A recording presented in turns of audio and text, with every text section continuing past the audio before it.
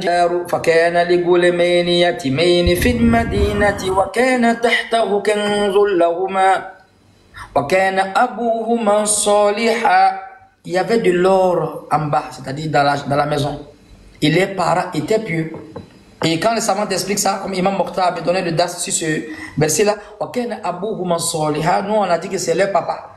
L'Imam Mokhtar, quand il explique, il dit dans le tafsir, les savants disent que c'est leur papa jusqu'à 10e papa. Et il a dit quand on fait un bien, quand on est vertueux, il a dit où ça s'en va le bénéfice, les fruits. Il dit c'était le 10e papa, 10e ascendant. C'était les papas, c'était pas les papas directs. Tellement les parents étaient pieux, Dieu a gardé l'or, les trésors, mais comme Dieu, la chose la plus importante c'est l'héritage et la connaissance, c'est-à-dire le monothéisme pur. Donc le père, bien qu'il est riche, et puis les savants, qu'est-ce qu'il va laisser? Il fait une ardoise en or, et il va écrire 3 paroles. Donc Ibn Abbas dit, c'est une ardoise effectivement en or, il y avait 3 paroles de sagesse qui étaient inscrites sur l'ardoise. Ces 3 paroles-là, on va dire ça nous suffit comme quoi, comme prêche aujourd'hui. Ces 3 paroles-là, on doit donner les conseils à nos enfants. Ces 3 paroles, on doit regarder à ça, et puis on doit quoi? On doit se mirer dedans dans le dunya. 3 paroles. Il met ça sur une ardoise, et puis ça va, c'est ça qui est l'héritage. Donc en réalité, ce n'est pas l'or. Bien qu'il y avait l'or, mais c'était 3 paroles qui étaient mentionnées. 3. Imaginez-vous, c'était quelle parole? La première parole que le savant il a laissée pour ses enfants, c'est 10e ascendant aux enfants, c'est écrit Bismillahirrahmanirrahim. Je m'étonne d'une personne qui sait qu'il y a la mort. Pourquoi il vit comme un animal? Il vit comme ça. Pourquoi il vit comme ça? Regardez comment les gens vivent aujourd'hui. Regardez comment les gens vivent aujourd'hui. Il n'y a pas de programme de Dieu. Il y a programme pour l'argent, il y a programme pour construction. Il n'y a pas de programme pour l'au-delà. Alors que le prophète dit La tazalu qadama abdin hatta yas'alu an umri fima afna wa an ilmi fima fa'ala fihi wa an mali min ayna iktasaba fima anfaqahu wa an jismi fima abla. L'homme ne va pas franchir le seuil du paradis ou bien de l'enfer sans qu'on lui pose 4 questions. Wa an umri fima afna. Comment tu as fait ta vie? Regardez comment on fait nos vies aujourd'hui. Il n'y a pas de programme de Dieu. Mais imagine si une personne qui rentre en enfer, est-ce qu'on doit lui poser ça? Une personne qui rentre en enfer, on ne doit pas lui dire ça. Mais tellement, c'est-à-dire les 4 choses sont tellement importantes, avec ça on peut gagner le paradis facilement. Il s'en va à l'enfer encore, le bloc, on lui pose les 4 questions. Ta vie là, tu as fait ta vie comment? Regardez comment les gens font leur vie aujourd'hui. Regardez comment les jeunes font leur vie. Il n'y a même pas de programme de Dieu. Celui qui est content, il a mangé salade, il ne sait pas que mon ton mange feu. Celui qui est content parce qu'il a mangé la viande, alors que le lion, il mange combien de kilos de viande? Celui qui est content parce qu'il a 2 go au quartier, le chien a combien de go au quartier? Ce n'est pas un honneur au fait. Les gens trouvent le plaisir dans le péché. Au lieu tellement le péché est cher, on paye même le péché. Il y a quelqu'un qui doit aller forniquer à l'hôtel. Il va aller prendre d'abord hôtel, d'abord quoi? 5 étoiles. Il va réserver d'abord pour 100 000. Ça c'est forniquer, hein? Préparation du péché, on paye. Le péché est devenu cher à Abidjan.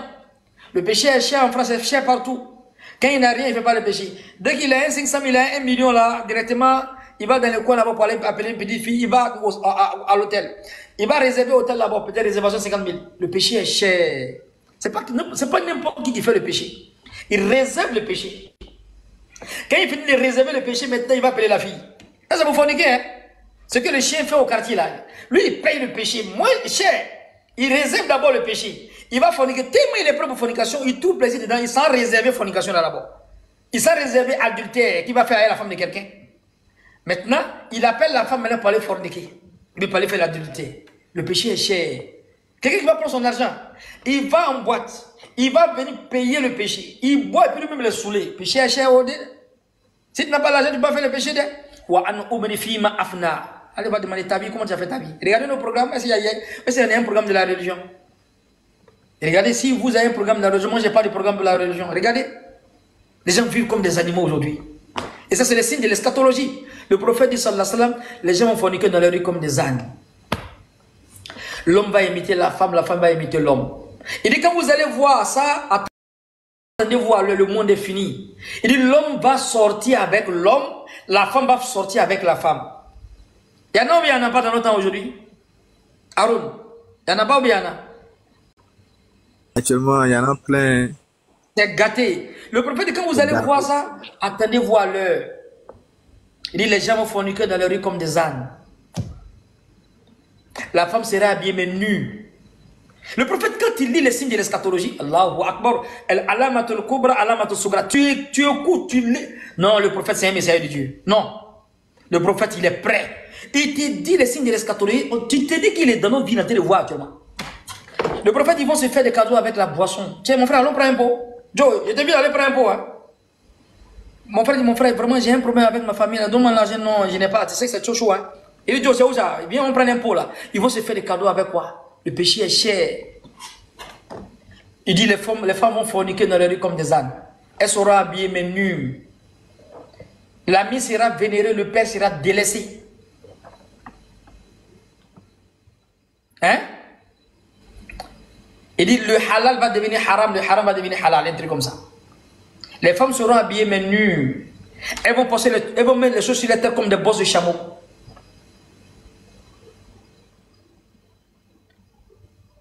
C'est-à-dire celui qui est l'homme le plus juste, c'est-à-dire l'homme qui est le plus juste, il sera considéré comme l'homme le plus méchant et le plus perverti d'une nation sera élu.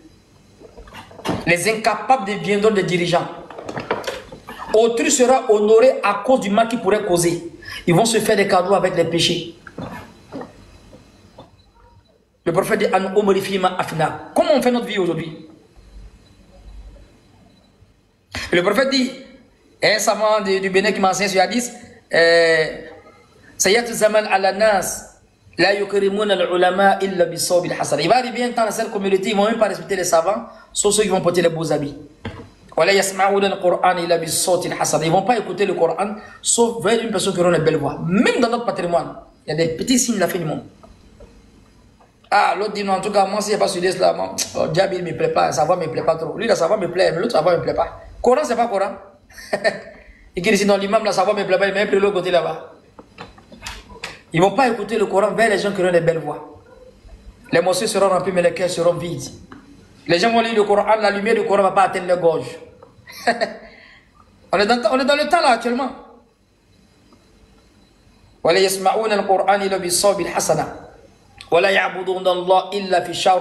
ne vont pas adorer Dieu sauf le mois de Ramadan. Et là, à ce moment-là, les filles n'auront plus de pudeur. Les pauvres seront impatients. Les riches ne seront pas généreux. Le peu de nourriture ne va pas les suffire. Même beaucoup de repas ne vont pas les rassasier. C'est-à-dire qu'ils vont faire travail d'éléphant, même salaire de fourmis ne vont pas avoir. Le prophète dit, les soucis seront le ventre. Le ministre de l'Intérieur. Le ministre de l'Intérieur. Les qibla sera les femmes. C'est-à-dire qu'ils vont obéir à les femmes plus que la religion.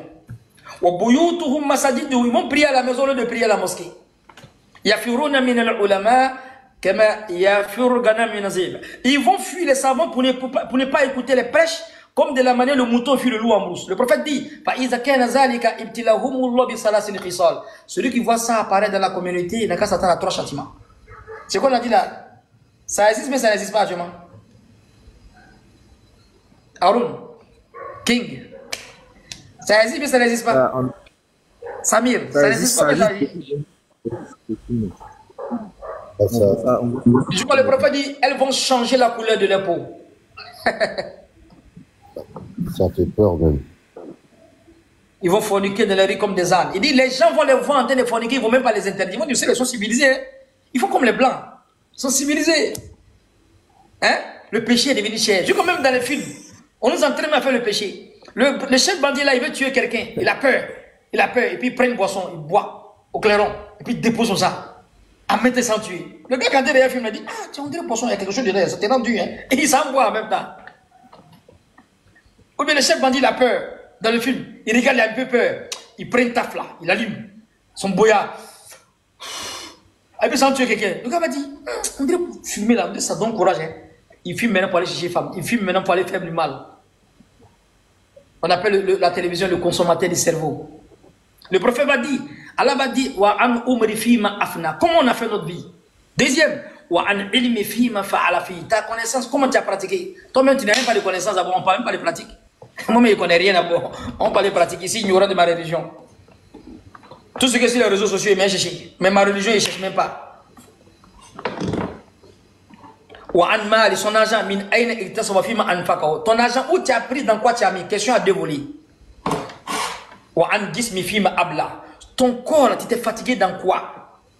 Léa s'est fatigué dans quoi aujourd'hui? Regardez.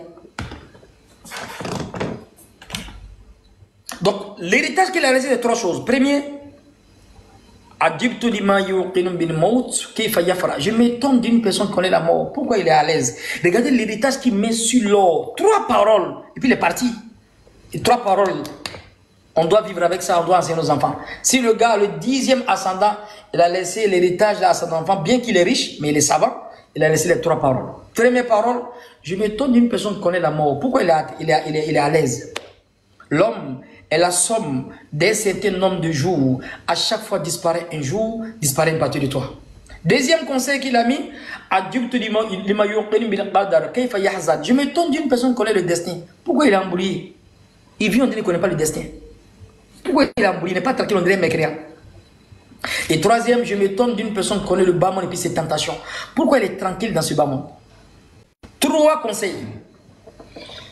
Qu'Allah donne la compréhension. On va s'arrêter là s'il y a des questions. Est-ce qu'on m'entend? Oui, je t'entends, non? Oui, je disais tantôt que, ouais, au fait, il y a quelque chose qui me fatigue un peu. Ouais.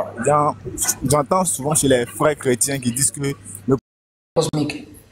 La vie antécosmique des prophètes, ça ne veut pas dire qu'ils sont... en fait, Dieu n'a pas classifié. Mais comme ils sont importants dans le Coran. Dans le Coran, là, dit qu'il a rassemblé les âmes et il a demandé à l'Astobérobé-Kumkolubala. Ne suis-je pas votre Seigneur? Et les âmes ont répondu, oui, tu es notre Seigneur. Ça fait partie de la vie antécosmique. Mais comme à titre sélectif, le fait que les prophètes, ils sont des gens sélectionnés, donc ils ont un privilège que le commun des mortels n'a pas. Donc dans Jean 8, verset 58, quand Jésus dit comme ça, dans la connaissance stylistique, avant qu'Abraham ne fuit, je suis, ça ne veut pas dire qu'il est venu avant Abraham.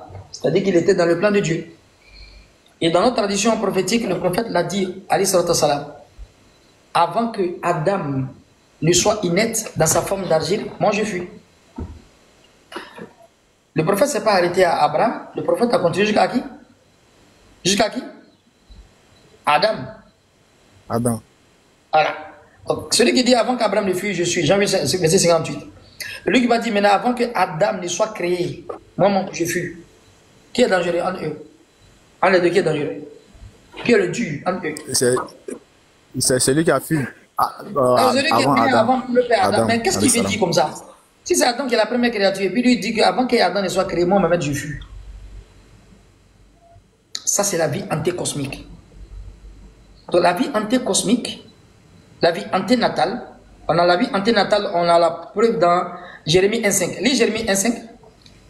Jérémie 1.5, je pense que c'est le verset. On voit ici dans là-bas, la vie anténatale. Vas-y, Jérémie 1.5. Celui qui a la Bible.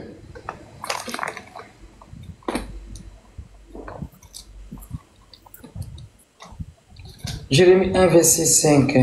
Avant que, je lis, la parole de l'Éternel me fut adressée en ces mots.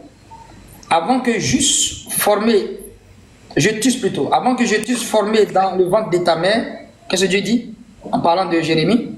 Je te connaissais. C'est-à-dire, il n'a même pas encore atteint même le processus embryologique. Les trois étapes, Nutfa, Alaka, Mudra, c'est-à-dire une goutte de sperme. On va parler de clivage, segmentation, après zygote, tout ça. Après maintenant, caillou de sang, boule de chair. Il n'est même pas arrivé là-bas encore. Dieu dit, je te connaissais déjà. Ici, là, il s'agit là de la vie anténatale. Il y a plein comme ça d'exemplarités dans les livres antérieurs. Dieu dit à Jérémie, avant que je t'eusse formé dans le ventre de ta mère, je te connaissais. Et avant que tu fusses sorti de son sein, c'est-à-dire avant qu'on t'accouche, je t'avais déjà consacré et établi prophète des nations. C'est-à-dire il était déjà prophète même. Dieu, on n'a même pas encore accouché, il est déjà prophète. Là, il s'agit là de la vie anténatale. Dans la vie anténatale des prophètes, la vie périnatale, la vie postnatale antéprophétique, la vie antécosmique, c'est un privilège toujours. Ça ne veut pas dire qu'ils sont devenus Dieu, ils sont devenus des extraterrestres, non. Donc s'il veut se limiter à Abraham, le prophète a dépassé Abraham, le prophète dit, avant que Adam ne soit inerte dans sa forme d'argile, moi, Mohamed, je fuis. Bien que les musulmans connaissent ce hadith-là, bien que les savants parlent de ce hadith, il n'y a pas un musulman qui va dire que le prophète est mieux que tout le monde. Allah dans le Coran, qu'est-ce qu'il dit? Ne donnez pas de distinction entre les prophètes. C'est un égarement manifeste de dire que tel prophète est grand parce qu'il a été mentionné dans la vie antécosmique. C'est un égarement manifeste. Parce que la vie antécosmique, Dieu a dit à toutes les âmes, ne suis pas votre Seigneur, donc on avait une vie antécosmique. Mais seulement que les prophètes, à titre sélectif, Dieu donne encore des privilèges parce qu'on n'est pas la même chose comme eux. Donc, si, Jésus n'est pas le seul qui a dit, le prophète a dépassé Abraham et s'est arrêté jusqu'à Adam. C'est ce que je peux dire. Regarde la partie là, suis bien cette partie là. Il y a eu combien d'étapes? 3 étapes, n'est-ce pas? Oui, 3. Suivez très bien. Les savants disent, quand tu fais dawa, c'est-à-dire quand tu vas apprendre la connaissance, mais quand tu prêches aux gens, souvent ce sont tes défauts que Dieu te montre toi-même. C'est-à-dire le musulman et le miroir du musulman. Quand je regarde tout à l'heure là, le frère King, il dit non, le frère là, il est trop bizarre, il parle trop. En réalité, Dieu est en train de te montrer toi-même tes défauts à partir de lui. Je prends un exemple. Au fait, les 3 signes, Moïse a n'est-ce pas, dans 3 endroits. On est d'accord? Ouais. Oui, exactement. Est-ce que tu sais que les 3 choses là, ça s'est passé dans la vie de Moïse, lui-même il ne sait pas? Allahu Akbar. Et maintenant, qui va rappeler à Moïse? Quand il a fini de dire, on va se séparer, les savants expliquent là-bas, qu'il dit à Moïse, tu n'as pas été patient. Quand il a fini d'expliquer les 3 étapes, il dit, mais Moïse, toi tu as vécu les 3 là. Moïse dit, où ça? Il dit, Moïse, Dieu nous a mis dans une pirogue. J'ai bréché la pirogue. Tu avais 2 peurs. La peur qu'on fasse du tort aux gens, et tu avais une peur pour ne pas qu'on soit noyé. Il y avait 2 peurs, Moïse. Moïse dit, oui. Il dit, mais Moïse, mais tu as oublié, quand tu étais bébé là, Dieu t'a mis dans une petite pirogue. Non? Il t'a dirigé chez Pharaon là. Il n'y avait personne. Tu étais dans une petite pirogue. Tu étais bébé. Tu n'étais pas prophète. Tu n'étais pas intelligent. Tu n'avais rien. Tu n'étais pas pubère. Dieu t'a dirigé chez Pharaon au sens contraire du cours d'eau. Pourquoi maintenant tu es devenu prophète ou tu as la foi maintenant? Tu as peur qu'on va se noyer. Premier. Allahu Akbar. Berceau, berceau. Il dit, mais deuxième épreuve, Moïse, toi tu m'as réprimandé parce qu'il a tué. Toi tu n'as pas tué quelqu'un. Moïse a oublié qu'il avait tué quelqu'un. Il a oublié qu'il a tué l'Égyptien et puis il a fui. Souvent, quand on prêche, quand on se répand, on voit une personne dans maquis, on croit qu'on est devenu ange, lui, il est devenu démon. Il faut oublier où tu étais. Donc, c'est pour ça que quand tu appelles les gens vers Dieu, il ne faut pas oublier comment tu étais avant. Donc, Moïse, au fait, il a tué, mais il est devenu prophète, il a tout oublié, il est devenu pieux maintenant. Allah en train de dire à Moïse, tu as déjà vécu ça aussi. Tu te dis, mais il ne faut pas être dur. Ce que j'ai fait là, tu as fait ça aussi, Moïse. Moïse, toi, tu as tué quelqu'un là. Moïse dit, où ça? Il dit, Moïse, toi, tu as fui chez Pharaon là-bas, tu as oublié. C'est pas qu'on voulait te tuer là-bas, tu as mis dedans. Tu as couru jusqu'à tu as couru jusqu'à tu es parti vers le détail, tu es rentré en Palestine là-bas, en parlant chez le prophète Chouaïb. Moïse, oui, oui, c'est comme ça. Actuellement, aujourd'hui, on a arrêté les péchés, mais on a oublié. Quand on voit une personne qui fornique, quand on voit une personne qui boit, on a oublié. Alors que l'autre qui est en train de faire ça, en train de prêcher, c'était un grand soula avant. Donc, on doit faire doucement dans notre dawa. Et le 3e, Moïse. Moi, j'ai arrangé le mur. Tu dis, on peut prendre l'argent avec les gens. Alors que toi, tu as fait ça aussi. Moïse, il a fait ça où? Il dit, mais tu as oublié. Quand tu as fui les filles, quand tu as fui Pharaon là, quand tu es arrivé, tu es venu t'adosser à. Comment on appelle ça? Les filles de Chouaïb, du prophète Chouaïb dans la sourate 28. Tu t'es adossé. Tu as fait une doigt. Rabbi inni lima anzalta ilayya min khayri faqih. Tu as vu 2 filles qui étaient en train de travailler. Elles étaient en train de puiser de l'eau. Elles n'avaient pas la force. Donc les gens, ils avaient la force de puiser de l'eau. Elles étaient faibles. Donc toi, tu as aidé les filles. Tu as puisé de l'eau. Elles ont voulu te donner l'argent. Tu dis non, toi, tu fais à cause de Dieu. Toi, tu as fait la même chose, non? Pourquoi maintenant, ici, on travaille maintenant, tu veux que je prenne l'argent? Les 3 choses se sont passées dans la vie de Moïse. Moïse n'est pas au courant. Subhanallah. Wow, wow, wow. Et l'histoire encore dit, je vais aller encore plus loin. Kidr, zikouli fawka ilmin alim. Au-dessus d'un savoir, il y a une autre science. Les savants disent encore en disant comme Kidr, pour montrer que lui aussi n'est pas arrivé, dans son chemin, quand il a laissé Moïse, il y a une personne qui a enseigné Kidr. Mais je ne vais pas dire ça aujourd'hui. Il y a une personne qui a enseigné Kidr devant encore. Ouais, aujourd'hui, au-dessus d'un savoir, il y a une autre science. C'est pour ça que quand tu connais une chose, il ne faut pas te dire que non, tu as fini avec ça. Il y a un savant qui va te détailler d'autres choses. Donc, avec ces 5 comportements, les savants disent, Ma'ana, qui suis-je, moi, Abdelaziz? L'astouché, moi, je suis rien. Ma'arrafouché, je ne connais rien. Ma'indiché, mais je n'ai rien. Ma'af'alouché, je ne peux rien. Ma ana lastushi, ma indishi, ma af'alushi. Je ne sais rien, je ne vaux rien, je ne peux rien, je ne fais rien. Allahu Akbar, vraiment. Donc les trois choses, Moïse a vécu les trois choses, il a oublié, le dernier prophète l'a oublié. Là, je ne sais plus quoi dire. Je vais pas. Ouais, c'est pour ça il y a un savant qui disait, au fait, Rabbi Ishara al-Sodri, on dit Allah facilite-moi mon langage. Il y a un savant égyptien qui disait, il y a une grande sagesse dans cette histoire. Quand Dieu a dit à Moïse, dans partie, j'assigne ton frère Aaron dans le message, qu'est-ce qu'il a dit maintenant? Dieu, faut dénouer ma langue. Pourquoi il a dit ça? Sabir, imagine tu es dans un quartier où la personne est dans un quartier, il a tué au moins 10 personnes. Regardez, hein, il s'est réparti. Quand tu répands, Dieu te pardonne. Le prophète dit Eta ibazam keman lazam bala. Il dit celui qui se répand pour un péché, c'est comme s'il n'a jamais fait de péché. Même s'il revient dans le même quartier pour venir prêcher, est-ce qu'il ne va pas avoir un peu un tic? Dans le quartier, la personne a tué 10 personnes. Et puis il est devenu un prêcheur, un prédicateur dans le quartier. Est-ce qu'il ne sera pas un peu gêné? Même beaucoup, Ustaz. Il serait un peu gêné, même si le péché est pardonné, mais il serait un peu gêné, n'est-ce pas? À cause du quoi? Du souvenir. Ah, bien sûr. Oui. Le savant égyptien dit, quand Moïse dit Rabbi Ishara al-Sodri, la compréhension surtout s'ensuit, nous on dit, Allah, il faut me faciliter la parole. Il dit, au fait, il y a quelque chose, il a tué quelqu'un. Il va retenir dans l'endroit où il a tué quelqu'un, bon, c'est pas facile. Quand il va venir dire, oh, il le tué là, il a dit au prophète, maintenant ça, il y a une petite honte qui est là. Donc, pour parler, ça serait un peu difficile. Il dit, c'est ça que le sens de Rabbi Ishara al-Sodri. Il dit, ne voyez pas Rabbi Ishara al-Sodri seulement, Dieu facilite-moi la parole. Il dit, oui, mais Moïse, il y a un souvenir, il ne veut pas retourner là-bas. Il a tué quelqu'un, il a fui. Bon, son passé est gâté là-bas. On le connaît. Quelqu'un est arrivé, Pharaon dit, mais c'est pas lui qui a tué l'autre gars là. Du coup, Pharaon, il dit, laissez-moi tuer Moïse. Et là-bas, encore, il y a une sagesse. Comme un président, un roi qui a l'autorité, quand Moïse a tué, Moïse a commencé à fuir. Il y a un savant égyptien qui a regardé, il dit, mais c'est pas possible. Pourquoi Moïse revient 10 ans après et Pharaon, il dit, comme ça, il dit laissez-moi tuer Moïse. Samir, quand tu vois le verset, moi je lisais le verset à Abidjan, il me dit mais ah, Pharaon n'a plus force sur lui. Eh bien c'est un parable qu'il veut faire à Moïse. Non, rien du tout. Rien du tout. Laissez-moi tuer Moïse. Parce que quand Moïse a tué quelqu'un, dans la loi là-bas, quand tu tues quelqu'un, on te tue. Donc Moïse a fui. Et même la preuve dans la sourate 28, qu'est-ce que les notables ils ont couru? On dit, il y a un qui a couru au bout de la vie. Moïse, les notables se concèdent pour te tuer. Parce que dans la constitution, quand tu tues, on doit te tuer. Donc Moïse a pris la tangente. Moïse fuit maintenant. Dieu, par sagesse, il va travailler maintenant 10 ans. Il retourne, il est devenu prophète, bien qu'il y ait un souvenir. Il vient prêcher à Pharaon. Pharaon, il dit, laissez-moi tuer Moïse. Est-ce que vous comprenez cette parole-là? Les savants disent, non, ça c'est trop bizarre. Comment il peut dire, laissez-moi tuer Moïse? En réalité, le savant, il dit, il a creusé pourquoi Pharaon a dit, laissez-moi tuer Moïse. Il dit, au fait, Pharaon, il a toute l'autorité. S'il dit attraper Moïse, on va l'attraper. Mais cette fois-ci, il dit laissez-moi tuer Moïse. Dans leur constitution, celui qui va tuer quelqu'un 10 ans après, s'il revient encore, il n'est plus condamné. Donc la sagesse divine a fait que Soaïb a dit, comme il est prophète aussi, il dit il travaille 8 ans. Mais s'il fait 10, c'est bon. Donc 10, c'est pour annuler au fait la sentence là-bas. Parce qu'à partir de 8, s'il revenait, on allait le tuer. 10 ans, il s'est marié, il retourne.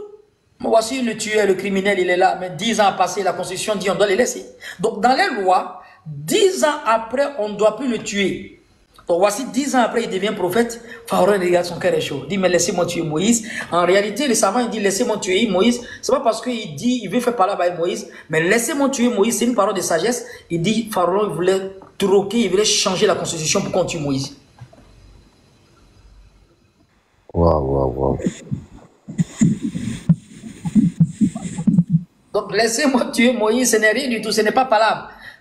Sinon c'est un roi, il peut dire attraper Moïse, mais au fait il ne pouvait pas le toucher parce que la loi interdisait. Comme nul n'est au-dessus de la loi, il voulait changer la constitution pour tuer Moïse. Raison pour laquelle savant, il dit j'ai réfléchi, il a regardé la constitution, il dit ah c'est ça qui a fait que Moïse, Pharaon ne peut pas. Ils savent que c'est lui, il ne peut rien faire. 10 ans à passer. Ouais, exactement. Au verset 105, non? Oui, Allah parle de la décision d'Adam. On va lire la partie.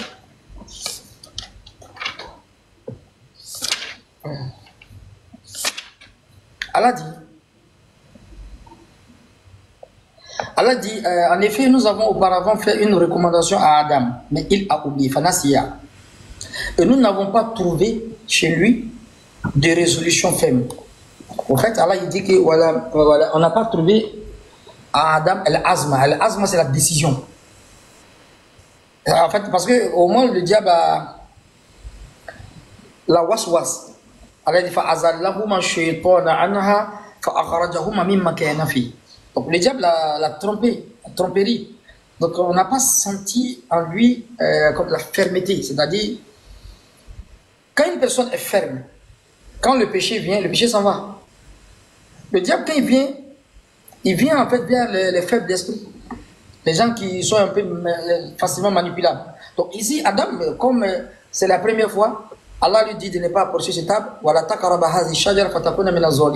C'est ça qu'Allah a entendu parler. S'il avait la décision, il n'allait pas faire le péché. S'il avait la décision, il n'allait pas faire le péché. Donc, en fait, comme il dit, je parle de la vaciller un peu, mais Adam, Shaitan l'a eu, en fait. Il a oublié l'ordre d'Allah. On n'a pas senti la décision d'Adam. Ça veut dire que quand tu as une décision, tu ne fais pas en fait le mal. C'est là qu'il a dit ce prophète. Et pas c'est Oumar Ibn Khattab qui dit renoncer au péché est mieux que le repentir.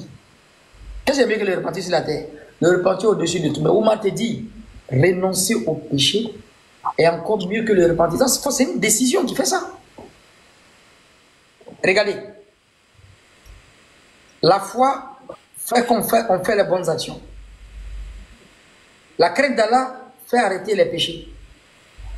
Je ne parle pas des erreurs, parce que Adam, ça c'est une erreur. Pour arrêter en fait le mal, pour ne pas succomber au mal, il faut prendre une décision. C'est ça qu'Allah a entendu parler ici. Comme le hadith où le prophète sallallahu alayhi wa sallam dit, parmi les 7 personnes qui seront ombragées par l'homme d'Allah, parmi eux, un homme qu'une personne appelle à l'adultère, dit, une femme appelle à l'adultère et puis dit, je crains Dieu. Prends une décision. En arabe, il dit, qarrartu. Il prend une décision. J'ai décidé. Voilà, il dit, on n'a pas senti la fermeté à Adam. C'est-à-dire, quand quelqu'un est ferme, il ne peut pas rentrer dans le péché. Donc, il a hésité. Est-ce qu'il a mangé Alam aduluk malashad jalatul khuld wal mulk la yabla. Je ne vais pas te montrer l'arbre de l'éternité qui a fait que tu n'as pas mourir. À cette question, on va nous faire revenir ici l'histoire d'Adam. Peut-être bientôt. Dans quelques jours, on va essayer de traiter l'histoire d'Adam. On va prendre l'histoire des prophètes qui descendent. Chaque prophète, vous allez voir l'enseignement dedans. Donc, si Allah parle de la décision, il parle de l'azm, la décision, la fermeté. En réalité, c'est ça. Celui qui a ça devant le péché, il ne va pas succomber au péché, quel que soit le waswa des shaitans. qu'Allah donne la compréhension. Oui, allez-y, allez-y. J'aimerais savoir, qu'est-ce que vous pensez de la spiritualité? Qu'est-ce que vous pensez de la spiritualité? C'est-à-dire la spiritualité des soufis, par exemple, les gens comme les Ghazali et consorts. Et puis bon, on est en Afrique, il y a des gens on dit de se laver avec les bois, les trucs comme ça. Voilà. Que dit l'islam par rapport à ça, quoi? Est-ce que c'est permis? Et si c'est permis, comment utiliser ça et puis ne pas rentrer dans le shirk, quoi? Qu'Allah nous en préserve. Oui, on va parler du shirk. On va parler du shirk cette semaine aussi. Parce qu'on va expliquer la spiritualité. La spiritualité, Mahmoud dit, c'est l'ensemble des techniques et l'ensemble des pratiques, l'ensemble des méthodes et des méthodologies de l'âme et de l'esprit pour se rapprocher du divin. C'est l'ensemble des techniques, l'ensemble des pratiques, l'ensemble des méthodes et des méthodologies de l'âme et de l'esprit pour se rapprocher du divin. Tout ce qui est qu'Allah a donné au prophète sallallahu alayhi wa sallam dans le Coran et dans les hadiths, ça rentre dans la spiritualité. Imam Ghazali, ce sont les grands. Tu vas parler d'Imam Ghazali, encore je te parle même de Hassan Basri, des gens qui étaient très pieux. Il y avait Jafar Sadiq. Jafar Sadiq, lui, c'est sa maman qui était la servante du prophète. Et de fait que chaque fois qu'il était petit dans la maison, n'est-ce pas, dans la maison du prophète, donc comme sa maman était servante, donc je promenais dans la maison du prophète, chaque fois il buvait dans le verre du prophète. Et quand le prophète vient voir, chaque fois ils ont bu un peu de son verre. Il dit, mais qui a bu? On dit, c'est Hassan Basri ben Jafar Sadiq. Le prophète fait doigt pour lui, et qu'Allah lui donne autant de mes connaissances comme il a bu la quantité d'eau. Est-ce que vous voyez? Donc, lui, tellement il enseignait, tellement il a atteint un niveau de spiritualité. Quand tu rentres dans la mosquée, tu entends Amin, Amin. Tu ouvres la porte, il y a les hommes dans la mosquée. La nuit, quand tu passes, tu entends Amin encore. Mais quand tu ouvres, il est seul. On dit, mais on entend des bruits. Il dit, j'enseigne les hommes la journée, j'enseigne les génies la nuit.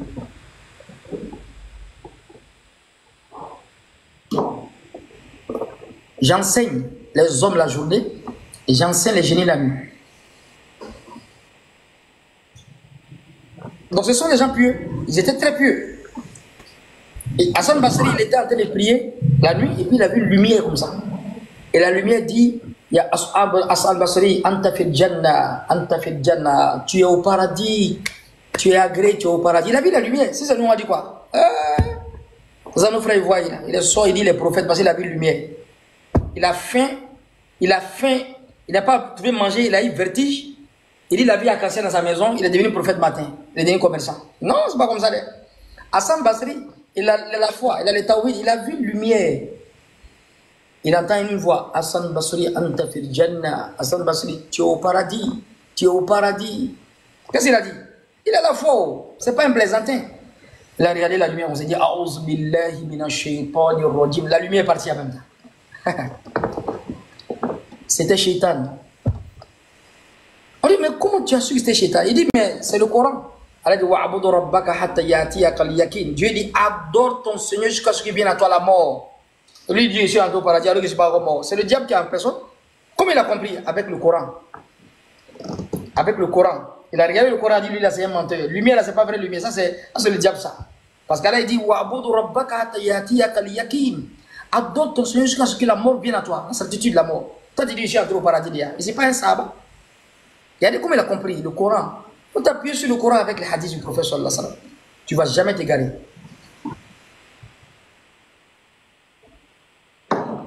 Donc la spiritualité, l'ensemble des techniques, l'ensemble des pratiques, l'ensemble des méthodes et des méthodologies de l'âme et de l'esprit pour se rapprocher du divin.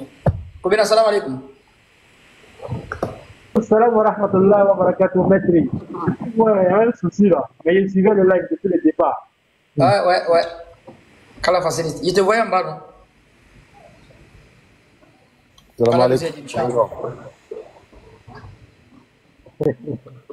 Chose aucune qui ne célèbre sa louange. Mais vous ne comprenez pas les manières de m'évoquer. Donc les éléments macrocosmiques, subatomiques, eux tous adorent Dieu, mais on ne comprend pas. Donc le pêcheur, il dit, quand je mets mon oreille, en fait, le poisson à côté de mon oreille, je sais s'il est en train d'évoquer Dieu ou pas. J'entends le zik du poisson, en fait. D'accord. Il dit, quand j'entends le zik du poisson, c'est que chez moi, il ne veut pas le tuer. C'est pas son jeu de mourir. Et tous les poissons que j'ai mis ici, là, ils n'ont pas fait le zikr. Donc je vais les tuer. Je vais manger ça aujourd'hui. Tu te dis, salam alaikum, mon frère, on se pardonne. C'est un autre niveau. Et toi, là, c'est un autre level. Voici une personne qui enseigne qui encore. Dieu a toujours fait ça au prophète. Même le prophète sallallahu alayhi wa sallam, quand il était en train de faire la guerre, ils étaient en train de faire, les gens voulaient attaquer Médine. Il demandait comment on va faire. Il y a un qui a levé sa main. Prophète, il a dit quelque chose d'abord. Je sais que tu es prophète, mais il a dit une chose. On a une manière de créer une impasse à nos détracteurs. Les trous, voilà. Les trous qu'on fait, ça, les fossés. Merci. La bataille des fossés, Gazatul Azab. Le prophète était étonné. C'est ce qu'il plan ça. Déjà, il est venu un plan de Perse. Ils ont mis des fossés, tout Médine. Donc ceux qui venaient, ils tombaient en même temps. Le prophète, il ne savait pas ce qu'ils allaient faire. Donc il y a des gens comme ça. Il y a des gens comme ça. Dans l'histoire même d'Ali, l'histoire de Abayazid Bastami, il y a des gens comme ça qui étaient très savants. Ils disaient des choses, mais tu ne comprends pas. Salomon aussi, même chose. Salomon, il avait fini avec ça aussi. Salomon. Et non, lui, il était trop savant. Salomon, tu envoies ton affaire, il va régler pour te donner. Ce sont les connaissances, tu ne peux pas avoir ça à l'école. Ce sont les connaissances saintes et révélatrices. Si tu n'es pas pur, tu ne peux pas comprendre. Il connaissait Dieu. Comme il connaissait Dieu, il y a des choses, il tranchait. Tu te demandes, mais ça, si ce n'est pas avec la foi, avec la lumière, personne ne peut connaître ça. Je voyais. Non. Non, ça, le prophète, il avait un peu de tout ça, non? De toutes les capacités des autres prophètes, il avait une part, un truc comme ça. Ouais. C'est ça, non? Le prophète, c'était un autre level. Le prophète, il avait trop de connaissances. Souvent même, ce sont ses élèves, il laissait ses élèves même de façon pragmatique. Lui-même, en fait, il enseigne ses élèves, même, et je donne l'histoire de Oumar ibn Khattab. Laisse le prophète même, je donne l'histoire de son élève. Regarde, quand le prophète est décédé, alayhi salam, Ali radiallahu anhu, je pense qu'il a dit l'histoire au frère déjà, Ali radiallahu anhu, Ali a fait un rêve. Dans le rêve d'Ali, Ali il a vu le prophète en rêve. Il voit le prophète en rêve, dans la mosquée, donc il est dans la mosquée. Après la prière, Ali, dans le rêve d'Ali, avant la prière de Fajr, il y a une femme qui est rentrée dans la mosquée avec des paniers de dates. Elle vient donner un présent au prophète. Donc elle rentre dans la mosquée, elle donne la date au prophète. Dans le rêve d'Ali. Et le prophète prend une date, il partage, il donne une date à Ali. Ali était content. Il dit qu'il souriait même dans le rêve. Ali s'est réveillé, mais c'est dans le rêve. Déjà c'était un rêve. Ali, il prend ses ablutions, il rentre dans la mosquée. Il finit la prière, salam alaikum. Il fait comme ça. Il voit une femme dans la mosquée qui veut rentrer dans la mosquée après la prière avec le panier de dates, comme dans le rêve. Mais cette fois-ci, le prophète n'est pas là. Qui est le calife? C'est Oumar ibn Khattab, qui représente le prophète. Donc la femme, elle va donner à qui?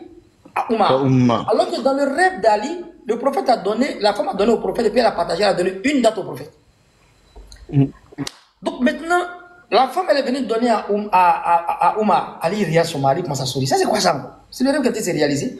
Elle donne maintenant à Oumar. Donc Oumar partage. Dans le rêve d'Ali, le prophète a mis dans la bouche d'Ali une date. Oumar ibn Khattab aussi, il a mis une date dans la bouche d'Ali. Et Ali dit, Oumar, donne-moi une date. Oumar dit à Ali, mais pourquoi tu veux que je donne plus que le prophète? Et il dit non, il dit Ali, arrête ça, c'est une, il t'a donné hier, ce n'est pas deux. Ça, les deux ont fait le même rêve. Les deux ont fait le même rêve. Ils ont fait le même rêve, mais comment Oumar a compris? Allahu Akbar. Oumar dit à Ali, non, je ne te donne pas deux. Hier, quand tu es arrivé, le prophète t'a donné deux. Il t'a donné un, fois tu veux donner plus que le prophète. Ça, ce sont ses élèves. Imagine le professeur. Quand les gens parlent des miracles, les gens font rire. Il y a une femme qui s'est convertie au temps du prophète. Elle est venue se convertir à son enfant. L'enfant est mort. Demandez à Imam Agib Touré, c'est lui qui m'a enseigné ça. Il y a très longtemps. La femme, ils ont commencé à se moquer de la femme parce qu'elle va se retenir comment? Une semaine, son enfant est décédé. Ils ont lavé le corps de l'enfant. Le prophète dit à la femme au Coran, dit non, la femme, elle a bougé un peu. Il dit ne l'enterrez pas d'abord, laissez la mère venir. Wallahi billah. Ça, c'est l'élève même du professeur. C'est pas le prophète même. Les miracles que les sahabas faisaient, là, les prophètes faisaient, là, ce sont les élèves du prophèt qui faisaient. Lui, mais c'est en série. Il n'a pas besoin de ça. La femme, elle prend son ambition. L'enfant est mort, on l'a mis dans le linceul. L'enfant est là. Elle a fait la prière. Elle dit, le prophète a dit, celui qui fait 2 unités de prière pour n'importe quel. Elle vient de rentrer dans l'islam, sa foi est 220 volts. Quand elle a fini de faire la prière, elle a fait salam alaikum. Elle a mis son front à Allah.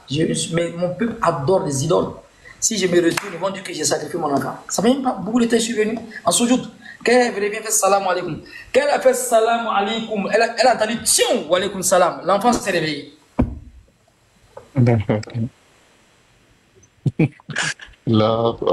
Wallahi billahi, ça a existé au temps du prophète. L'enfant fait tiens wa alaikum salam. Rahmatullah. Les sahabas disent, mais ça c'est pas étonnant. Ce qui est étonnant, on a lavé le corps de l'enfant matin, on a mangé avec l'enfant après-midi. Allahu Akbar. Et ça c'est petit, si elle a rêvé osé pendant 100 ans, c'est pas un enfant d'un jour, elle ne peut pas réveiller. C'est encore chaud. Regarde encore le miracle. La femme même qui a prié, elle est morte, l'enfant vivait. Le prophète est décédé pour laisser la femme.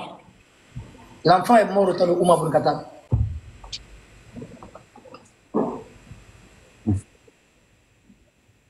Celle même qui a prié là, elle est morte, l'enfant vivait. C'est ça, il dit là, Allah c'est un Dieu prouvé, c'est pas un Dieu qui est éprouvé, c'est pas un peureux, il est capable. L'intemporo-spatial, inna Allah la kulli shay'in capable. Question?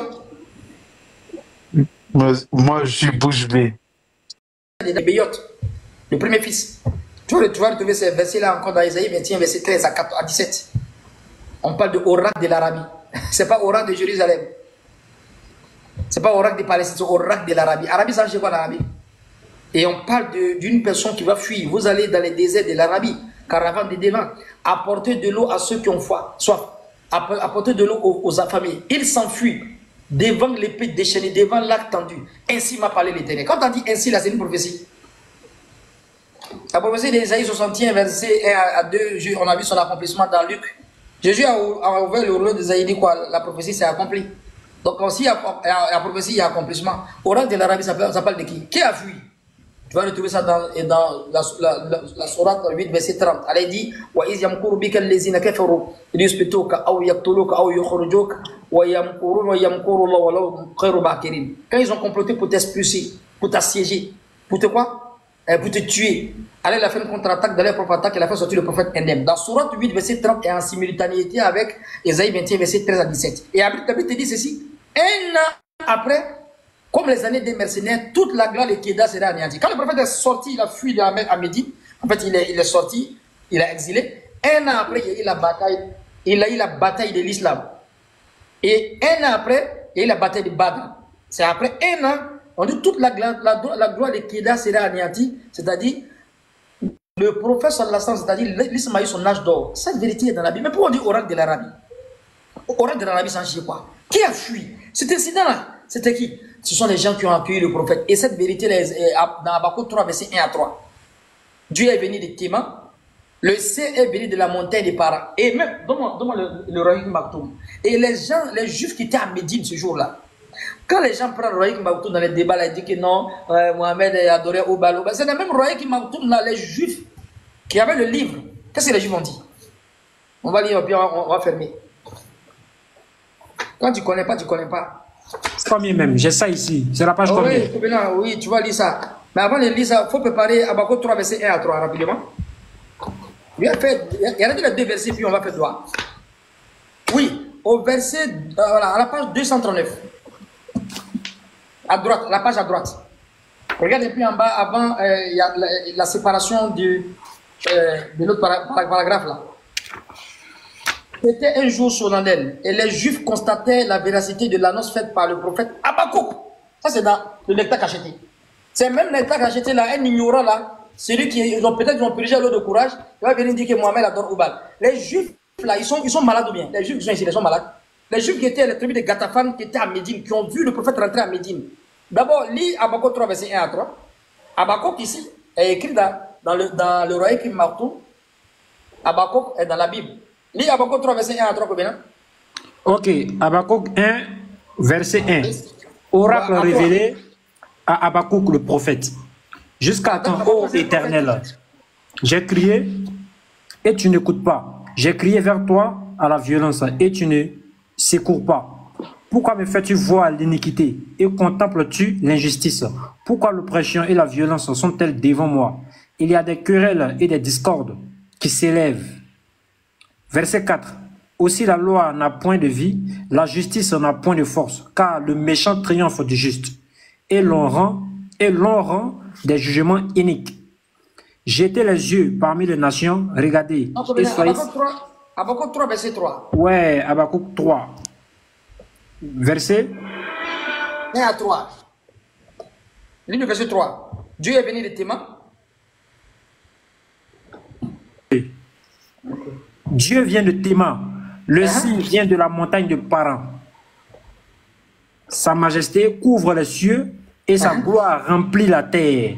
Tu vas trouver ce verset-là encore dans Deutéronome 33, verset 2. 33, c'est ça, 33, verset 2. Dieu est venu de Sinaï, il s'est levé de Seï, il a répandu dans les monts Paran. On appelle ça la gradation dans la stylistique. On ne va pas parler de ça. Donc regardez les deux versets. Si c'est Habakkuk qui passe, sauf si Habakkuk c'est un menteur. Les Juifs qui ont reçu le message d'Habakkuk, c'est une prophétie. Dieu vient par l'entremise des messagers. Amos 3, verset 7. L'Éternel Dieu ne fait rien sans révéler ses secrets à ses serviteurs les prophètes. Donc si ici, Dieu est venu de Théman, le Saint est venu de la montagne des Parents. N'est-ce pas? Oui. Habakkuk dit quoi ici? Regarde ici. La Bible dit ceci. Comment Dieu va venir à Paran maintenant? Par un prophète.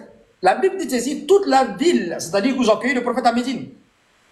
À ce moment-là, les gens reconnurent le message et toute la ville de Médine était là pour l'accueil. C'était un jour solennel. Et l'histoire de cette ville n'en avait jamais connu de semblable. Les Juifs constataient, écoutez ça bien, les Juifs constataient la véracité de l'annonce faite par le prophète Habakkuk.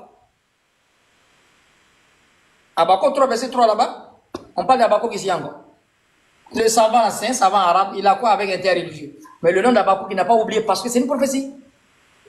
Les Juifs qui ont reçu la Torah, ils connaissaient Abakouk que vous, ils disent, les Juifs constataient la véracité de l'annonce faite par le prophète Abakouk. Le verset, il va dire, Allah vient de Théma et le sein des montagnes de Paran. C'est le prophète en train de venir de façon pragmatique. Il voit le verset se réaliser comme ça. Il dit non, tu as été annoncé dans Abakouk. Tu dis qu'il adore Oubal. On doit faire débat avec toi encore.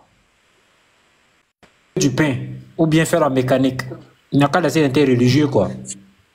Combien tu es violent, l'année là. Il faut faire l'enseignement, il faut laisser le débat là même. Parce qu'ils n'ont même pas le niveau. Ils n'ont pas le niveau, hein?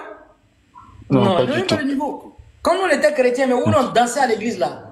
On dansait les pachengues à l'église là, pardonnez-moi. Hein? La connaissance qu'on avait, ils n'avaient pas où? Hein? Un copain, un grand danseur, il a laissé ça. C'est pas, en fait, on priait bien même.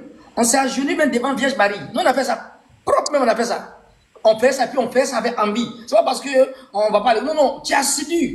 Pourtant, tu es là, même poil sur toi là. Tu es content, mais tu es content. Ton père est plus beurre. Tiens, qu'est-ce qu'ils sont en train de dire? On n'est pas des mêmes musulmans pour l'argent, non? Le christianisme ne peut pas être la vérité. S'il n'y a pas de questions, on va partir, les frères. Demain, je dois aller travailler. Allahu Akbar. Merci, Oustaz. Merci beaucoup. Franchement, tu nous as régalé. Pardon, Inch'Allah. Pardon. Barakallahu fik, Oustaz. Amen, ya Rabbi. En tout cas, merci beaucoup, Oustaz. Hein. Voilà, donc, Inch'Allah, chaque 2 jours comme ça, on sera là. Oustaz, avant que tu